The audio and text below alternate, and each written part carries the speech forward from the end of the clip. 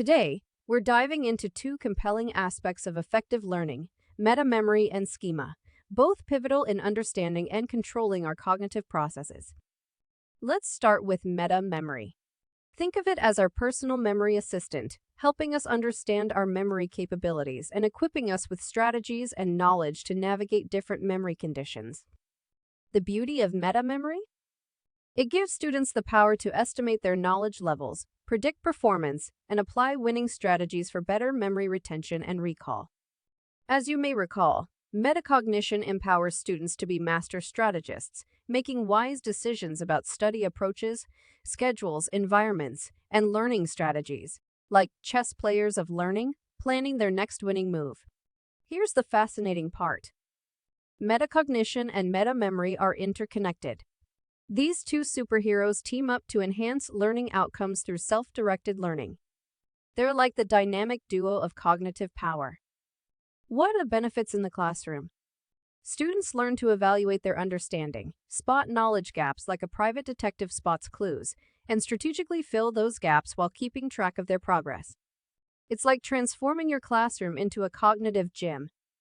Practicing metacognition and meta-memory is a ticket to improved academic outcomes. It makes studying more effective, ultimately boosting learning and performance. Now, let's explore the role of schema and its impact on both metacognition and learning. First, let's define schema.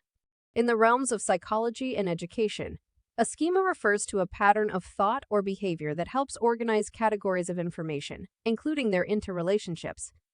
Essentially, it's a mental structure or framework assisting us in categorizing and interpreting the world around us.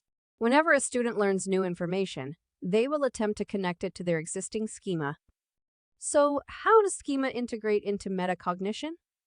When students have an awareness of their existing schemas, which include their preconceived ideas, current knowledge base, and potential misconceptions, they are better prepared to incorporate new knowledge. In terms of metacognition, they are more proficient at monitoring and regulating their understanding.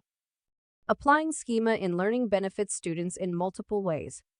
It enhances comprehension by connecting new knowledge to existing understanding, improves memory retention, and fosters the ability to apply learned concepts to new scenarios. Importantly, it also assists in identifying and rectifying misconceptions. In fact, we will use a schema to help you better understand how a schema works by using a daily life example going grocery shopping. You have an existing grocery shopping schema in your mind. You know you need a shopping cart or a basket when you enter. You're aware that goods are divided into different sections like produce, dairy, canned goods, etc.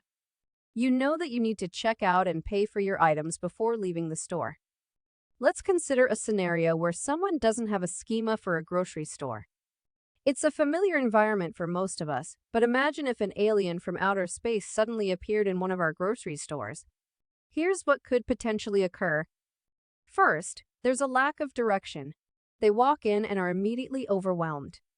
Without a grocery store schema, they don't know where to start, what the aisles mean, or even where to find what they need among the variety of products. This leads to inefficiency.